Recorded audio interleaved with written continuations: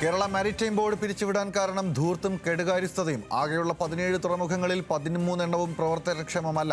ശേഷിക്കുന്ന തുറമുഖങ്ങൾക്കായി 450 കോടിയാണ് കഴിഞ്ഞ 8 വർഷത്തിനിടെ ബോർഡ് ചെലവഴിച്ചത്. എന്നാൽ ചെയർമാനും ബോർഡ് അംഗങ്ങൾക്കും വേണ്ടി 3.5 കോടി രൂപയോളമാണ് സർക്കാർ ഖജനാവിൽ നിന്നും ചെലവഴിച്ചതെന്നും തെളിയിക്കുന്ന രേഖകൾ ന്യൂസ് മലയാളത്തിന് ലഭിച്ചു.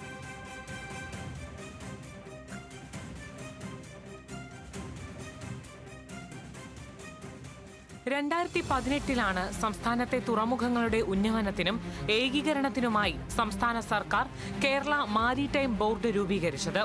വലിയതുറ, വിഴിഞ്ഞം, കൊല്ലം, നീണ്ടകര, കായംകുളം, ആലപ്പുഴ, കൊടുങ്ങല്ലൂർ, പൊന്നാനി, ബേപ്പൂർ, കോഴിക്കോട്, വടകര, തലശ്ശേരി, കണ്ണൂർ, അഴീക്കൽ, നീലേശ്വരം, കാസർഗോഡ്, മഞ്ചേശ്വരം എന്നീ 17 തുറമുഖങ്ങളുടെ ചുമതലയായിരുന്നു ബോർഡിനുണ്ടായിരുന്നത്.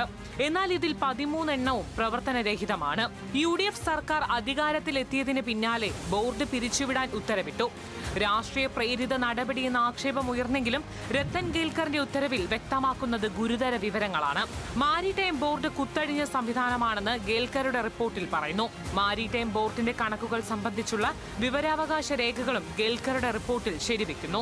ശമ്പളത്തിനായിരുന്നു കൂടുതൽ ധൂർത്ത്. പ്രതിമാസം 2,41,220 രൂപയാണ് ചെയർമാന് വേതനമായി നൽകിയിരുന്നത്. 1,25,450 രൂപ അടിസ്ഥാന ശമ്പളം കൂടാതെ ക്ഷാമബത്ത ഇനത്തിൽ 75,270 രൂപയും വീട്ടുവാടക അലവൻസായി 40,500 രൂപയും ചേർന്നതായിരുന്നു ശമ്പളം. അംഗങ്ങൾക്കാവട്ടെ 35,000 രൂപ പ്രതിമാസ ഓണറേറിയമായി നൽകുന്നു. ഒപ്പം ബോർഡ് യോഗങ്ങളിൽ പങ്കെടുക്കുന്നതിന് പ്രതിദിനം 5,000 രൂപ സിറ്റിംഗ് ഫീസായും ഔദ്യോഗിക യാത്രാ ചെലവുകളും സർക്കാർ വഹിക്കുന്നു. ഇത് ധൂർത്തെന്ന് വിലയിരുത്തിയ UDF സർക്കാർ മാരിടൈം ബോർഡ് പിരിച്ചുവിടുകയായിരുന്നു. 2018 മുതൽ 2026 വരെ ബോർഡ് വഴി തുറമുഖങ്ങൾക്കായി ചെലവഴിച്ചത് 453 കോടി രൂപയാണെന്ന് രേഖകൾ വ്യക്തമാക്കുന്നു. എന്നാൽ 2022 മുതൽ 2025 വരെ ബോർഡ് പ്രവർത്തനത്തിനായി ചെലവഴിച്ച തുകയുടെ കണക്കുകൾ നൽകാത്തതോടുകൂടിയാണ് സർക്കാർ നടപടിയിലേക്ക് കടന്നത്.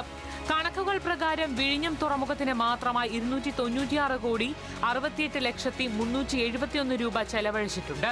കണക്ക് നൽകിയിട്ടില്ലെന്ന് പറയുന്ന 2022 42 കോടി രൂപ സർക്കാരിൽ നിന്നും പ്ലാൻ വിഹിതമായി ലഭിച്ചിട്ടുണ്ടെന്നും 20 കോടിയോളം ചെലവഴിച്ചെന്നും വിവരാവകാശ രേഖയിലുണ്ട്. 2023 ലഭിച്ച 38 കോടിയിൽ 31 കോടി ചെലവഴിച്ചെന്നും 2024 ലഭിച്ച 44 കോടിയിൽ 35 കോടി ചെലവഴിച്ചെന്നും രേഖയിലുണ്ട്. എന്നാൽ എന്തിനൊക്കെ ചെലവഴിച്ചെന്നോ എത്ര വെസലുകൾ ബോർഡിന് കീഴിൽ രജിസ്റ്റർ ചെയ്തിട്ടുണ്ടെന്ന് എന്നതിലോ കൃത്യമായ കണക്ക് ബോർഡിന്റെ കീഴിലില്ല.